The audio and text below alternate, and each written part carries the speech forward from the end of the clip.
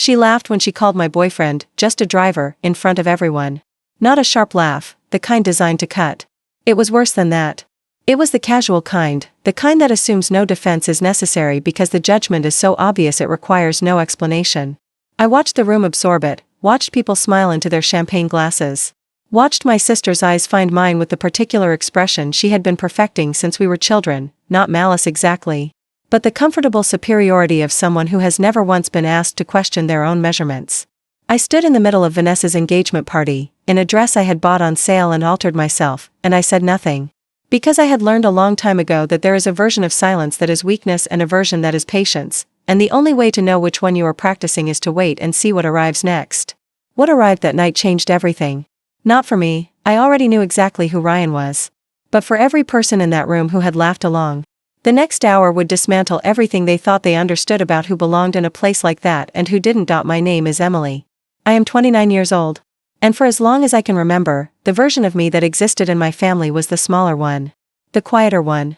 The one who did not shine the way Vanessa shone. Vanessa is 33 and has, by visible measures, everything: a senior position at a financial firm, a sleek apartment, a fiancé named Christopher who comes with family connections that get mentioned in the first 30 seconds of meeting him. She is not a bad person. That is the complicated truth. She is not cruel in any deliberate way. She simply operates from assumptions about value and status that have never been challenged because every room she walks into confirms them. I grew up in the shadow of those assumptions and eventually stopped reaching for what she had and started building something quieter instead. I work at a small publishing company in a role I genuinely love. I live in a manageable apartment with good light. And I have Ryan, who is, without exaggeration, the most grounding presence my life has ever contained. That night, Vanessa tried to use him to diminish me.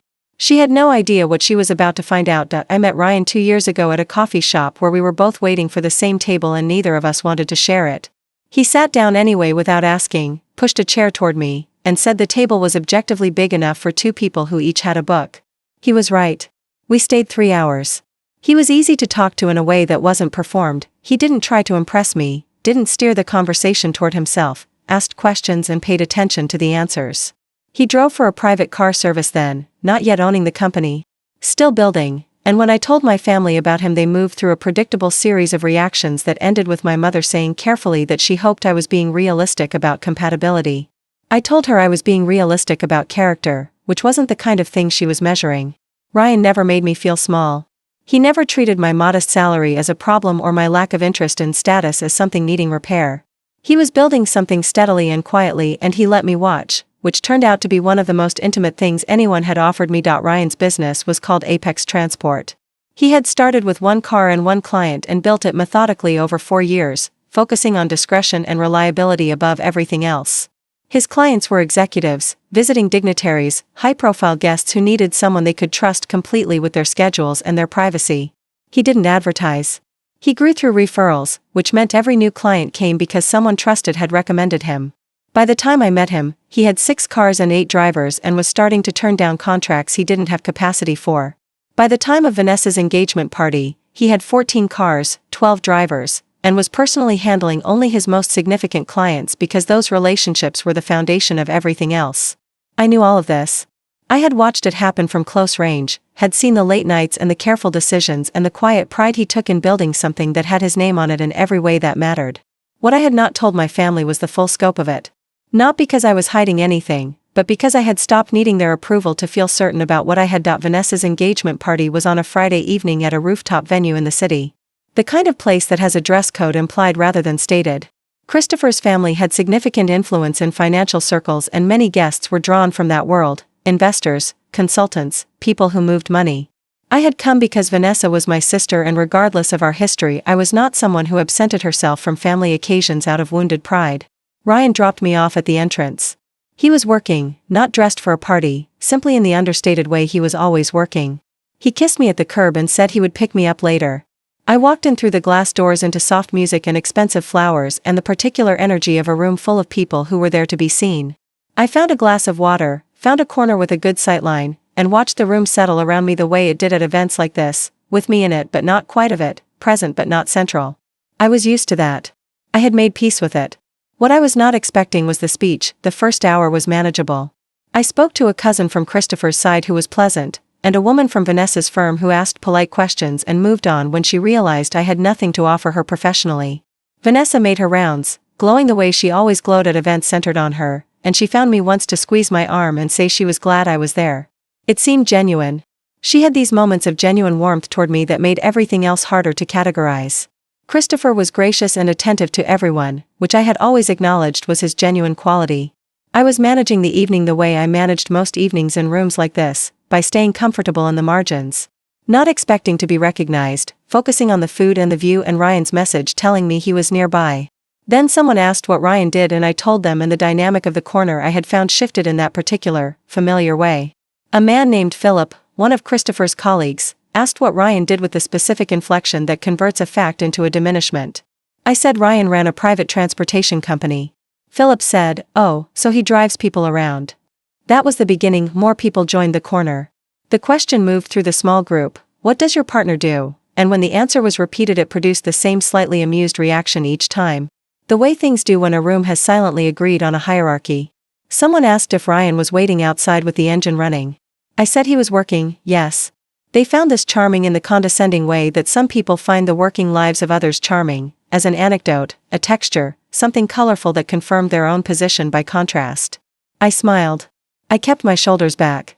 I thought about Ryan at the kitchen table 3 months ago, going over his business projections with the quiet, satisfied focus of a man who was exactly where he had decided to be. I held that image. It was more than enough. I excused myself from the group politely and found a quieter position near the edge of the room. My friend Petra was across the space, watching me with the particular attentiveness she used when she was deciding whether to intervene. I gave her a small shake of my head. I was fine. Or rather, I was patient. The evening was not finished yet. Vanessa called for attention about halfway through. She did it the way she did everything, effortlessly, with the gravitational pull that made rooms orient toward her. The music softened. Conversations paused. She stood at the center with a champagne flute and Christopher beside her and the city glittering behind her through the glass walls, and she looked beautiful and completely in her element. She spoke first about Christopher, warmly, specifically, with the detail that told a room you had been paying attention to someone. Then she spoke about love more broadly, about making choices that aligned with who you were and where you were going, about finding someone who understood your world. She was good at this. She had always been good at this. The room listened with the attentiveness of people who are accustomed to being in the presence of someone worth listening to. I stood at the edge of the gathered crowd and watched her work. I knew her well enough to know she was building toward something. She always was. She had a tendency to use stories and illustrations, and I noticed when her gaze moved briefly in my direction that the illustration she had chosen involved me. "And let's not forget my little sister," she said, with the warmth of someone delivering what they believe is a compliment. "Emily is proof that love is all you need, even if he's just a driver." The room found this funny. Not everyone, perhaps a third, the ones most attuned to that register of humor. But enough. The laughter was light and social and exactly the kind that signals agreement. I felt it land on me the way these things land, not with a crash but with slow pressure from all sides at once. My face burned. I kept it still. Someone near Philip called out, "Is he waiting outside right now?" With the certainty that the answer would confirm the joke. I said yes, quietly, because he was. More laughter. A few people glanced at me with sympathy that was actually discomfort wearing sympathy's clothes. They didn't want to look at someone being humiliated but they weren't going to say anything. Petra looked at me from across the room with an expression asking if I was all right. I gave her the smallest nod I had. I was not all right. But I was patient, and patience and the truth were the only things I had to work with that night. The laughter faded. Vanessa moved on, the room moved on, and I stood in the aftermath of a public humiliation dressed as a joke. The kind that doesn't allow response because any response confirms the seriousness the joke was designed to deny. I thought about walking out. I considered it genuinely for about 20 seconds. But leaving felt like confirming something I didn't want confirmed, that I was embarrassed, that I agreed with her framing, that the ground had shifted beneath me. It hadn't. I knew who Ryan was. I had always known. The room's opinion of him was not the measure I used. So I stayed. I found Petra and we stood together near the edge of the room and she didn't say anything kind that would have made me cry, which was exactly the right instinct. She just stood there beside me without asking for anything. The evening continued around us. I kept my expression easy and my posture straight and focused on the city outside the glass walls, lit and indifferent and indescribably beautiful at that hour. About 15 minutes after the laughter, the venue doors opened and something happened at the entrance that Vanessa had not prepared for and that nobody in the room had thought to expect. The venue doors opened. I noticed because I had a clear sightline to the entrance from where Petra and I were standing. An event coordinator in a headset moved with sudden purpose toward the door, which meant something required her specific attention. A few guests nearest the entrance turned to look. Then I saw Ryan. He was not in his work clothes. He was dressed well, not in the formal mode of the other guests but with the understated sharpness of someone who has learned that the right clothes are armor without being performance. He was walking beside a man I recognized immediately, though I had never met him in person. His name was Arthur Wren. He was the kind of man whose name preceded him in business circles, a major investor with a reputation for being both selective and decisive. A keynote speaker who could shift the direction of a room simply by being in it. He was also, I now understood completely, one of Ryan's most significant clients. He was the reason Ryan had said he was working that evening. He had arrived at this party. And the room already knew exactly who he was before he had taken 3 steps inside. Arthur Wren walked in and the room knew it immediately. Recognition moved through the guests like a current, heads turning, conversation stopping mid-sentence. Vanessa going briefly still before her expression rearranged into the practiced warmth of a hostess who has received a better-than-expected gift. Arthur had been on her guest list as a hoped-for attendee who had not confirmed. Which I knew because she had mentioned it twice in the weeks before the party with the barely contained anxiety of someone who understood that his presence would significantly elevate the evening's value. And here he was, walking in beside Ryan. Who had driven him? Who had, I would later understand, been the specific reason Arthur felt comfortable confirming his attendance at all, because he trusted Ryan completely and had told someone he would come if Ryan was handling his transport. The same man the room had laughed at 40 minutes ago had been the direct reason Arthur Wren was walking through that door tonight. I stayed very still near the edge of the space and watched what the room did with this information, which it was visibly still working out how to process. The calculation happening in people's expressions was something I had never quite seen before. Arthur greeted Christopher and Vanessa warmly, which they received with the brightness of people who know a social windfall when it arrives. Then Arthur turned, scanned the room briefly, and found Ryan. His expression genuinely shifted, professional warmth becoming something more personal. He crossed toward Ryan and extended his hand and said, clearly enough for those nearby to hear, Ryan, couldn't have made this work without you. You know I go where you can take me. It was not said for the room.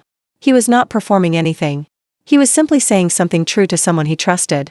But the room heard it. The guests who had been near Philip, near the person who asked about the engine running, near Vanessa during her toast, they all heard it. Ryan said something quiet in return that I couldn't hear from where I stood, and Arthur laughed the way people laugh at shared history. Then Ryan looked across the room and found me. He didn't make it theatrical. He simply looked, and his expression said, I'm here. We can leave whenever you want. I looked back at him and something in me that had been tight all evening finally let go, but Vanessa had composed herself by this point. The way she always did, quickly, without visible acknowledgement that composure had been necessary.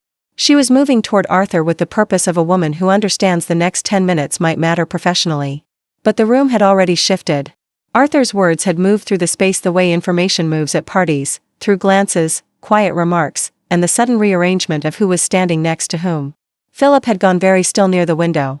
The person who had asked about the engine running was looking at Ryan with the expression of someone doing arithmetic that was not coming out the way they expected. Christopher looked at Vanessa, then at Ryan, then back at Vanessa, and the look was not unkind but it was asking a question. I did not feel triumphant. What I felt was something quieter and more durable than triumph. It was close to relief, not that Ryan had been validated by the room, but that the room's validation was simply beside the point now. It had always been beside the point. The room had just caught up to a fact that had existed long before any of them had formed an opinion about it. Petra appeared beside me. She had made her way across the room with the quiet efficiency she used in spaces she didn't love. She looked at Ryan, at Arthur, at the very still expression on Vanessa's face, and then at me. She said quietly, "Did you know he was going to be here?" I said I hadn't known Arthur was coming or that Ryan would be bringing him tonight. She processed this for a moment. Then she said, "So you've been standing here completely calm this whole time while sitting on a grenade?" I said something like that, "Yes." She laughed, short and genuine, immediately covered with her hand because the room was still in its readjustment and it wasn't the moment. I didn't feel like laughing. I felt like I had been holding my breath for a long time and had just remembered that breathing was an option. Ryan was still talking with Arthur across the room. Some guests had moved toward them, not toward Ryan specifically, but drawn by Arthur's gravity, which meant Ryan was now at the center of a small, attentive circle. I watched it happen. 2 hours ago those same people had been in a different circle, laughing. The difference between the two circles was the same man. Ryan found his way to me about 10 minutes later. He didn't cross the room with urgency. He excused himself naturally from the conversation he was in and moved through the space at his own pace, stopping briefly for a glass of water, entirely unbothered by everything around him. When he reached me, he didn't say anything about what had happened. He said hello to Petra, asked if I'd eaten anything that wasn't a canopy, looked at me with the straightforward affection of someone who does not make a theater of caring. I asked him quietly if he had known Arthur would be attending tonight. He said yes, he had confirmed the transport weeks ago and had told me he was working that evening because he was. I asked why he hadn't mentioned it was this party specifically. He said it hadn't seemed important. He paused. Then he said, I didn't think I needed to. He was right. He hadn't needed to. Everything that had happened in the last hour was not about whether Ryan needed to prove anything. It was about what happened to other people's assumptions when reality arrived uninvited. I looked at Petra. She was looking at her drink with a carefully neutral expression. Vanessa found me about 20 minutes after Arthur arrived. She came with the careful expression of someone who had spent those 20 minutes working out what to say. There was no apology in her approach, not quite how she worked. But there was recalibration. She touched my arm and said, I didn't know Ryan was connected to Arthur. I said I knew. She looked at me, trying to read something in my face. I kept it neutral. She said, he seems like he's built something impressive. I said yes, he had. She paused, and in the pause I could see her trying to locate the version of this conversation that allowed her to emerge with dignity. I did not help her find it. Not cruelly, I didn't say anything pointed or cold. I simply didn't provide the reassurance she was looking for. I didn't say the speech had been just a bit misjudged. I didn't tell her it was okay. I stood there and received her approach and said nothing that made it easier. That was the only thing I permitted myself. Then Ryan returned from the bar with 2 glasses of water, handed one to me, nodded politely at Vanessa, and she smiled and moved away. The rest of the evening had a different texture. Nothing collapsed, no one gave a redemption speech or delivered a pointed monologue. Life doesn't usually work that way, and parties especially don't. But the air had changed in the way it changes when a shared assumption has been publicly undone. Philip stayed near the window for most of the remaining time and did not join any of the conversations closest to where Ryan was standing. The group that had found the engine running joke amusing had dispersed into smaller configurations across the room. Arthur spent another 40 minutes at the party, and Ryan remained nearby, not hovering, just available, which was always how he worked. A few guests approached Ryan directly. Some I recognized from the circle near Vanessa's speech. They spoke to him with a different register now, attentive, careful. Ryan was polite and entirely unremarkable about it, which was exactly right. He was not performing graciousness. He genuinely did not find the shift particularly significant. That was the thing about Ryan, he had never measured himself by what rooms like this thought of him. He had been doing his work the whole time, and the room's recalibration was the room's business, not his. Arthur left just before 10. Ryan walked him to the car and I watched from the window as they shook hands on the street below, unhurried. The way 2 people shake hands when they have a professional relationship that works well and both of them know it. After Arthur left, Ryan came back upstairs briefly. He spoke with Christopher, who was warm and entirely without the condescension that had characterized the earlier part of the evening, and then came back to me and asked the question I had been waiting for since the moment he walked in. Ready to go? I said yes. I said goodnight to Petra, who hugged me with a firmness that said everything she had decided not to say aloud all evening. I found Vanessa and said goodnight to her too. She hugged me with more intention than usual, which I received without analysis. I thanked Christopher for the evening.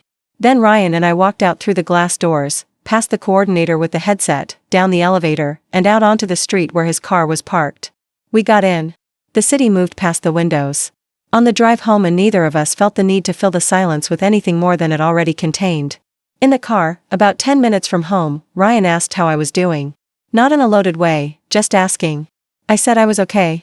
I said that was not how I had expected the night to go. He said he knew, and he was sorry for the first part of it. I told him he had nothing to be sorry about. He said he understood, but still.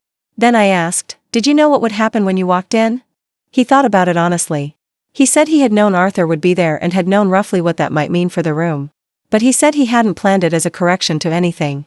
He had simply been doing his job. Arthur had wanted to arrive at a specific time and Ryan had brought him. That was all. The rest, the way the room had received it, Vanessa's recalibration. He hadn't arranged any of that and wouldn't have. I believed him completely, because it was completely consistent with who he was. He built things. He didn't dismantle them. The dismantling had happened as a side effect of the building, which was the most Ryan thing I could have imagined. Petra called me the next morning at 9. She had been thinking about the party since getting home and said she hadn't slept as well as she might have. She said she hadn't expected to find it as unsettling as she did, that she had seen people be dismissive and seen social dynamics shift before, and this had been both of those things, but there was something specific about it she was still working out. I asked what she meant. She said she thought it was that Ryan had walked into the room with no idea he was about to change it. He had been doing his job, being exactly who he was, and the change had happened anyway. She said that was somehow both the most satisfying and the most quietly devastating version of the evening she could imagine. I said I thought she was right. She asked how I felt about Vanessa. I told her honestly that I felt something closer to tired than angry, the specific tiredness of having spent years hoping a dynamic would change and finally accepting that its shape was its shape. Petra was quiet for a moment. Then she said that sounded like a form of peace. I thought she was probably right about that too. I called Vanessa a week later. Not to address the party directly, to check in, the way sisters do when they have decided the relationship matters more than the grievance, even when the grievance is real and still present. She answered immediately, which told me she had been waiting for the call. She did not apologize in the way a real apology requires. She said she hadn't realized Ryan's business was what it was. I said that was true, she hadn't known. She said she hoped he understood the speech wasn't meant to be cruel. I said I would pass that along. We talked for a while about other things, the party generally, her work, a plan she and Christopher had for the following month. It was not a transformed conversation. We did not arrive at some new understanding that reset 29 years of dynamic between us. But it was sisters talking, which is not nothing. By the end of the call, the temperature between us was something I could work with. Not warm, exactly. But workable. Sometimes workable is the honest version of what you have. And the honest version is the only one worth keeping because at least it's true. Word had spread from the party the way things spread now, through phones and group chats and the informal networks of people who were at the same event and found the same moment worth sharing. I heard about it from Petra, who had heard from a mutual friend who had seen a post describing the evening as the night the driver walked in with the VIP guest. The details were imprecise but the shape was recognizable. I did not find this as satisfying as I might have expected. By the time the story circulated I was already on the other side of it in a way that made its public life feel separate from my private one. Ryan saw the story and said something about hoping it didn't become the reason people started recognizing him, because he preferred operating without that kind of attention. Which was exactly the right thing for him to say and entirely consistent with how he had built everything he had. He did not need the story. He had the business. He had the clients and the work. The story was just the room's delayed recognition of something that had already been true for years before anyone in it had thought to look. Several months after the party, Apex Transport was featured in a business publication covering luxury service industries. Ryan was one of 3 business owners profiled.